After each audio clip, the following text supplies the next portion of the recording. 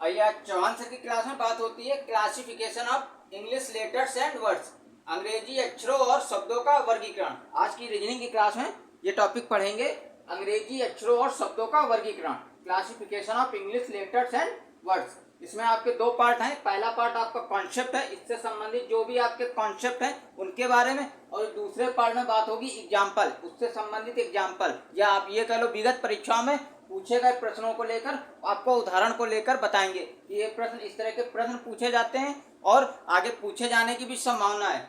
जैसे ये आप ऑप्शन में देख रहे हैं, ये आप प्रश्न बोर्ड में देख रहे हैं, इस तरह के प्रश्न पूछे जाते हैं कि दिए गए समूह में कौन सा विषम है या कौन सा विजाति है, इस तरह के प्रश्न पूछे जाएंगे। या फिर इस तरह का दिया होगा holiday, Sunday, Monday, Friday, Saturday, तो इसमें से कौन सा जो विकल्प है वो विषम है, तो ये आप सिलेक्ट करिए, इसको आपको लगाना है। तो इस तरह के प्रश्न ये पूछे जाते हैं। तो ये classification of English letters and words है। पहले तो कॉन्सेप्ट के बारे में बात करेंगे, फिर ये उदाहरण है।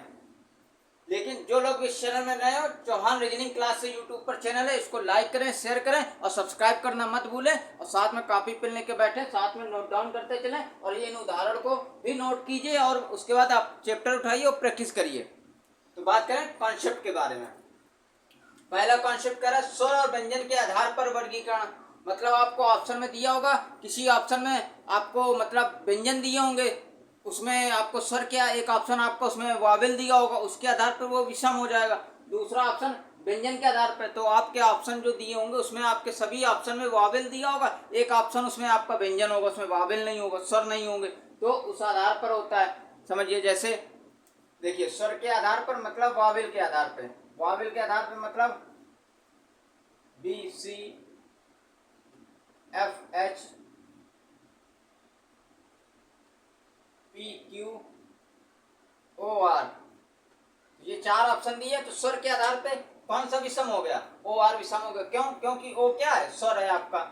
इसी तरह प्रकार व्यंजन के आधार पे, तो व्यंजन के आधार पे मतलब यहाँ पे ये दिया हो तब, तो व्यंजन के आधार पे आपका विषम कौन हो गया? पी, क्यू हो गया। भाई ये ए वावेल, ई वावेल, ओ वावेल, तो विषम कौन सा हो गया? ये, तो ये हो गया स्वर और व्यंजन के आधार पर वर्गीकरण होता है। सेकंड ऑप्शन कह रहा है दोनों अक्षरों के बीच अंतर के आधार पे, दोनों अक्षरों के बीच अंतर के आधार पे। देखिए, तो दोनों अक्षरों के बीच अंतर के आधार पे इस तरह का भी एक होता है, प्रश्न आएगा B D, T F, F H, J K. तो देखिए ऑप्शन दिया बी डी, तो बी और डी के बीच में कितने का गैप है? बी सी डी, एक का गैप। टी और एफ के बीच में डी ई एफ, एक का गैप। एफ एच के बीच में एफ जी एच, एक का गैप। इसी प्रकार चौथा ऑप्शन जे के, इसमें कोई गैप नहीं है, तो आपका कौन सा विषम हो गया? जे के। इस तरह के आधार पे होगा। दूसरा कॉन्सेप्ट कह रहा है दोनों अक्षरों के बीच संगत संख्याओं के योग के आधार पे, ये महत्वपूर्ण है, ये आप समझिए।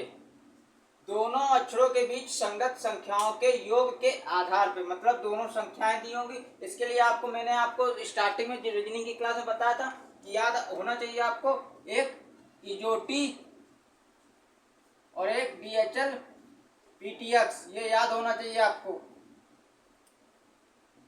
5, 10, 15, 20, 25, ये आपको मालूम होना चाहिए। M N, M N A Z K P U V, तो दोनों अक्षरों की बात कर रहा, दोनों अक्षरों के बीच संगत संख्याओं के योग के आधार पे, जो दोनों संख्याएं हैं इनके योग के आधार पे समझिए। ये 13, 14 कितना हो गया? इन दोनों को ऐड किया तो 27, इसको 1, 26 ऐड किया, कितने हो गए? 27। के पी, तो के का कितना हो गया? ओ पी, मतलब ओ और पी, मतलब वो 15, पी 16 हो गया। जे 10, 11, तो ये 11, तो ये भी हो गया आपका 27। टी यू, 20 पे टी है तो यू कितना हो गया? 21, और यू वी, तो ये भाई इनको जोड़ने पे 27 तो आएगा नहीं, 27 आ नहीं रहा है, तो ये आपका भिन्न हो गया, आपका यू वी, ये आपका ऑप्शन हो गया।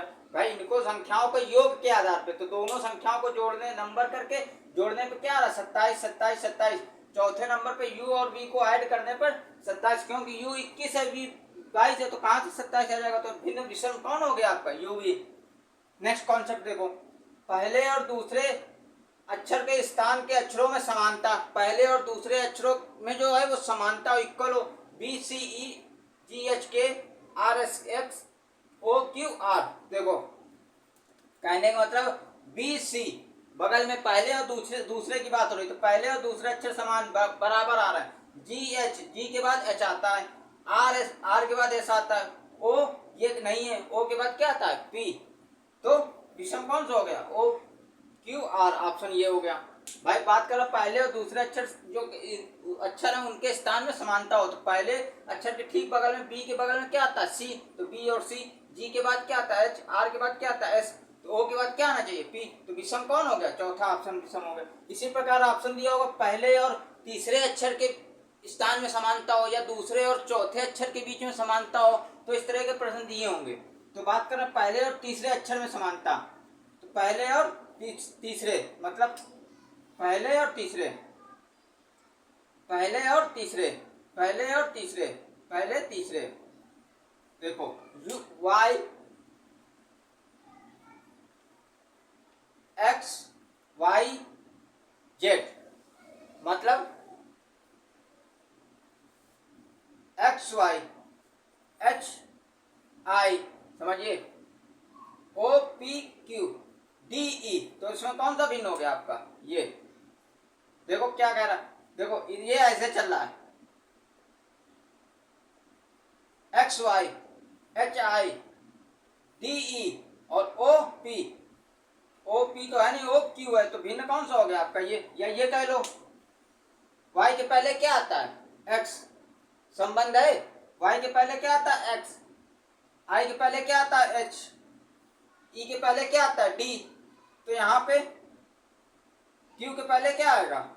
पी। तो यहाँ पी तो नहीं है, ओ है, तो इस तरह के भी ये भी विषम है, इस प्रकार से भी ये विषम हो गए। दोनों तरीके आपको बता दिए। इसके बाद कह रहा है समूह के तीनों अक्षरों के बीच समानता। तीनों अक्षरों के बीच समानता मतलब ए बी सी समान है, सीरियल में है, एक्स वाई जेड सीरियल में है, R S T A B serial में है, तो जे के एल ये गलत है, ये सीरियल में नहीं है, तो ये आपका ऑप्शन हो गया। इसका समूह में स्वर वावेल की उपस्थिति और अनुपस्थिति बताया, जैसा कि मैंने वावेल की उपस्थिति A B C D, A vowel है, E F G H E vowel है, I J K L I vowel है, पी क्यू आर एस इसमें कोई वावेल नहीं है, तो ये आपका विषम है। सार्थक और निरर्थक शब्द मतलब सार्थक किसी शब्द किसी भी मतलब वर्ड से शब्दों का सार्थक शब्द बन रहा है, मतलब बन रहा है, उसका अर्थ होता हो, कोई शब्द जो दिया उसका अर्थ होना चाहिए। और दूसरा निरर्थक मतलब जो दिए गए शब्द है उसका कोई अर्थ ना हो, तो उस प्रकार से जैसे टीयर का कोई अर्थ है, वियर का भी अर्थ होता है, बियर का भी अर्थ होता है, सियर इसका अर्थ नहीं होता, तो ये आपका विषम हो गया। बात हो गई ये सार्थक शब्द, टीयर वीआर बियर ये सार्थक शब्द है, इनका कोई मतलब होता है, अर्थ है। इसी प्रकार निरर्थक शब्द में समझो bag B A M G B A B L B A D J, समझो तो निरर्थक शब्द, ये निरर्थक शब्द इनका कोई अर्थ नहीं हो, इनका कोई मतलब नहीं होता, बैग का मतलब होता है, तो ये निरर्थक शब्द में हो गया। ये पहला वाला सार्थक शब्द में था, समझिए टीयर वियर बियर ये सार्थक शब्द है, सियर कोई सार्थक शब्द नहीं, ये निरर्थक शब्द है, तो इसमें विषम कौन हो गया? ये आपका। इसी प्रकार अब निरर्थक शब्दों में देखिए bag B A M G B A B L B A D J, इन शब्दों में कोई मतलब नहीं है, B A M G B A B L B A D J इसका कोई मतलब नहीं बन रहा, कोई अर्थ नहीं होता, बैग का अर्थ होता है। तो ये आपके जो समूह दिए हैं ये निरर्थक शब्दों का है, इसमें क्या सिर्फ बैग है जो आपका वो सार्थक समूह है, सार्थक शब्द है। तो ये थे आपके कॉन्सेप्ट, इन कॉन्सेप्ट को देखिए और ये आपके प्रश्न है, ये प्रश्न दिए, इन प्रश्नों को नोट डाउन कीजिए, नोट डाउन करने के बाद इनको लगाइए, और जिसमें कोई इन प्रश्नों में किसी को कोई समस्या हो तो आप कमेंट में मैसेज कीजिए, आपको इसका सोल्यूशन देंगे। प्रश्न नोट कीजिए, पहला WZFGUXOR इसमें से कौन सा विषम है? दूसरा प्रश्न कांस्टेबल में पूछा गया था एसएससी में, QNOYVXIFHEBD इसमें से कौन सा विषम है? समझ लीजिए, बताया आपके कॉन्सेप्ट प्रश्न देख के समझ में आ रहा। सेकेंड आपका CGL 2016 में था OMQ TPR TRV VTX, ये भी आपको ऑप्शन देख के समझ में आ गया कौन विषम है। इसके बाद holiday, Sunday, Monday, Friday, Saturday में कौन सा जो विकल्प है वो विषम है। तो इसमें संडे, मंडे, फ्राइडे, सैटरडे ये आपके सप्ताह के दिन है, हॉलीडे एक छुट्टी का दिन है, तो इसमें आपका विषम ये हो गया आपका। इस प्रकार एसएससी CHSL 2017 में पूछा गया था। एसएससी 10+2 का जो एग्जाम होता है उसमें ये प्रश्न पूछा गया था। Water tap, oil lamp, oxygen life, power machine. तो इसमें से कौन सा विकल्प जो है वो विषम है। तो देखिए वाटर टैप हो गया, मतलब वाटर जो है टैप में टप टप करके पानी गिरता है, तो वाटर टैप हो गया। ऑयल लैंप, मतलब ऑयल है जो लैंप से संबंधित है, ऑयल का जो संबंध है वो लैंप से, लैंप में ऑयल हो। इसके बाद ऑक्सीजन लाइफ से संबंधित है, मतलब जीवन ऑक्सीजन से चल रहा है, और लैंप जो है वो किससे चल रहा है, ऑयल से चल रहा है। पावर मशीन, मतलब पावर शक्ति जो है वो मशीन में ताकत है तभी तो मशीन चल रही है। तो ये एक दूसरे, तीनों एक दूसरे से संबंधित है। देखो लैंप मतलब ऑयल है तभी तो लैंप जलेगा, लाइफ मतलब ऑक्सीजन है तो लाइफ चलेगी, और मशीन में ताकत होगी, मशीन में शक्ति होगी तो चलेगी ना मशीन वो। तो इससे जो आपका ऑप्शन है वो आपका ये भिन्न है, विषम है। वाटर टैप से कोई मतलब नहीं, वाटर टैप ये जो आपका विकल्प है वाटर टैप, इससे कोई समूह में कोई मतलब नहीं है। तो ये आप ऊपर के जो प्रश्न है आप इनको लगाइए, नीचे के मैंने दो बता दिए, इनमें से जो भी किसी में समस्या हो तो आप कमेंट बॉक्स में बताइएगा, आपको उसका सोल्यूशन दे देंगे। वैसे कोई समस्या नहीं होना चाहिए, कंसेप्ट आपको बता दिए, कंसेप्ट में उदाहरण बता दिए, उसी से संबंधित ये प्रश्न थे जो कि पहला सीजीएल 2017 में, फिर कांस्टेबल में पूछा गया, फिर सीजीएल 2016 में, ये प्रश्न आपको बता दिए, कॉन्सेप्ट ने समझाया उदाहरण, उसी का एक एग्जांपल आपको करने के लिए होमवर्क दिया, तो इसको आप कीजिए। ये अलग थे भिन्न, तो मैंने इनको डिफरेंट थे, ये मैंने भी आपको बता दिया, सोल्यूशन बता दिया। तो ये थी आज की रीजनिंग की क्लास में, अगली क्लास में फिर मिलेंगे।